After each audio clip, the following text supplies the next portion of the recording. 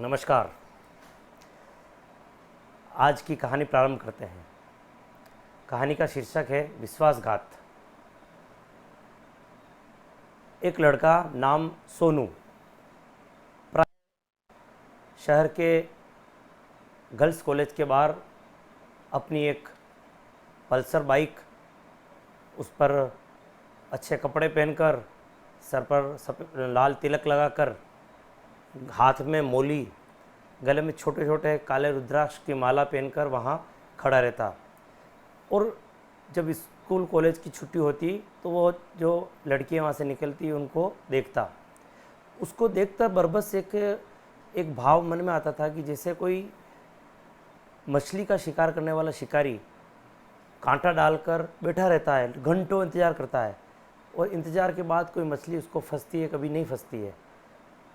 मुझे लगता है कि शायद सोनू भी वही शिकारी था। वहाँ वह खड़ा होकर इसी प्रकार का प्रयत्न कर रहा था, बस शिकार उसका कोई और था। अपनी कार्य में सफलता मिली उसको। और एक दिन कॉलेज से निकलने वाली एक युवती जिसका नाम था सुनीता, वह उसके चक्कर में आ गई। चक्कर में कैसे आई, वह उसने अनेक प्रयत्न किए होंगे, तब धीरे धीरे उसके चक्कर में आई।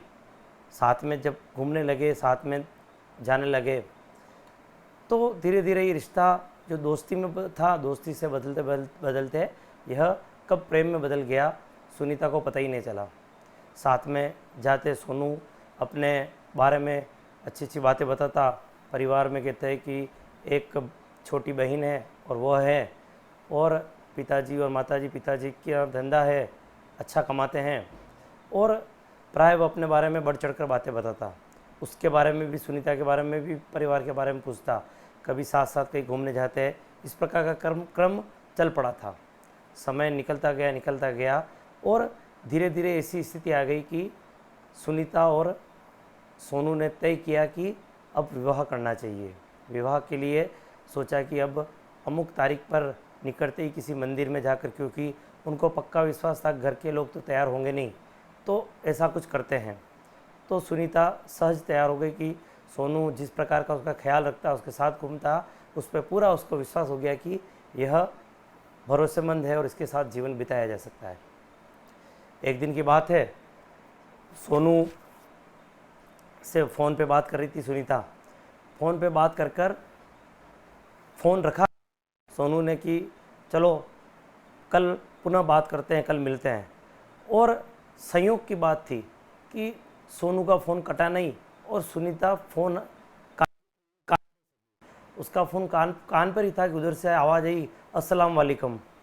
अस्सलाम वालेकुम, ये आवाज़ कहाँ से आई? उसने देखा कि उधर से सोनू किसी से बात कर रहा था, बतिया रहा था। सुनीता के मन में एक सहज खटका सा, एक अलग से एक विचार आया कि ये शब्द इसके मुंह से कैसे आया। उसने इस बात को गंभीरता से लिया। गंभीरता से लेकर उसने अपनी सखी से बताया कि कल फ़ोन कटा और कटने के बाद ये शब्द सुने, और शब्द सुनने के बाद लगा कि कोई एक मुस्लिम बात कर रहे हैं, जबकि सोनू तो हिंदू था। हाथ में मोली, गले में माला, सिर पे तिलक, किसी भी एंगल से मुसलमान नहीं था, पर ये शब्द क्यों बोल रहा था। उसने अपनी सखी को बताया। सखी का भाई था, वो सामाजिक कार्यकर्ता था, उसने उसको बताया। उस भाई ने इस बात को गंभीरता से लिया और पड़ताल की। पड़ताल करने के बाद 2 दिन बाद वो आकर सुनीता को उसके घर पे बिठाया। उसने बताया कि तेरे को पता है तुम क्या कर रही थी, अपने जीवन को क्या ख़त्म कर रही थी। उसने बोला क्या हुआ भैया? कि भैया हुआ क्या, मैंने पता किया कि वो सोनू नहीं है, उसका नाम सलमान है। क्या बात कर रही हो? हाँ सलमान है, और पास की एक छोटी बस्ती है, वहाँ पर वो रहता है और टेम्पो चलाता है। टेम्पो चलाता है, वो तो बाइक में लेकर घूमता है। उसने कहा कि नहीं, बाइक लेकर नहीं घूमता है, वह एक बाइक है जो 4 जने 5 जने साझा करते हैं और अलग अलग स्कूल कॉलेज में उस बाइक के द्वारा जाते हैं और तुम्हारे जैसी मासूम और हिंदू लड़कियों को फंसाने का कार्य करते हैं। सोनू की जब ये बात सुनी तो माथा पकड़कर सुनीता बैठ गई। उसने बोला कि अभी बात ख़त्म नहीं हुई है, अभी बात और बाकी है। उसने कहा क्या हुआ और क्या कहना बाकी रहा? उस भैया ने बताया कि तुम पहली लड़की नहीं हो, तुम तीसरी लड़की हो। इससे पहले 2 लड़कियों को उसने उनका जीवन बर्बाद कर चुका है वो। एक उसके साथ घर में अभी भी झाड़ू पोछे करती है, उसके साथ उसका एक बच्चा है, और पहले एक विवाह किया उसको करके उसको भी छोड़ चुका है वो। तुम तीसरी थी। सुनीता की हालत ऐसी हो गई कि कुछ शब्द उसके मुंह से नहीं निकल रहे थे। उसकी पेड़ियाँ भींच कर रहेगी। उसको गुस्सा इतना आ रहा है कि सामने अगर सोनू आ जाए तो उसको कुछ भी कर सकती है वो। उसने उठा और उसने बोला कि मैं जाकर कुछ करती हूँ। उसने कहा कि नहीं, तुम रुको, अभी उसको पता नहीं कि तुम्हें कोई बात पता चली है। उसका तुम्हें व्यवस्थित इलाज करना चाहिए ताकि आगे कभी कोई दूसरी लड़की इस धोखे में नहीं आए। सुनीता ने कहा कि ठीक है, मैं देखती हूँ, इसका कुछ न कुछ उपाय मैं सोचती हूँ। उसने अपनी तरफ से उपाय सोचा। दूसरे दिन सोनू जब उसको दिखा, मन में तो आया कि उसको जाकर खींच कर 2 घात लगाए, परंतु उसने अपने आप को कंट्रोल किया और बोला कि चलो सोनू, पास का एक पहाड़ी पे अपना माता जी का मंदिर है, वहाँ दर्शन करने चलते हैं। आज दर्शन करने का तुम्हारे मन में कैसे आया? सुनीता, बस मैंने कुछ सोच रखा है, चलते हैं वहाँ। आज दिन तक कभी मंदिर वो गई नहीं थी। आज वो एक उसका पड़ताल कर रही थी कि देखो मेरे साथ मंदिर आता है कि नहीं आता है। मंदिर के साथ ले गया, पहाड़ी के तलेटी पे अपनी बाइक रखी और उसको बोला कि मेरे को कुछ काम है, तुम मंदिर जाओ। उन्होंने नहीं, चलो हम साथ चलते, दोनों साथ में माता जी का आशीर्वाद लेते हैं। परंतु पहाड़ मंदिर की बाउंड्री तक आया और उसके बाद उसने कहा कि मेरे अर्जेंट कॉल आ रहा है और मेरे को कोई अर्जेंट बात करनी, तुम दर्शन करो, मैं पीछे पीछे आता हूँ।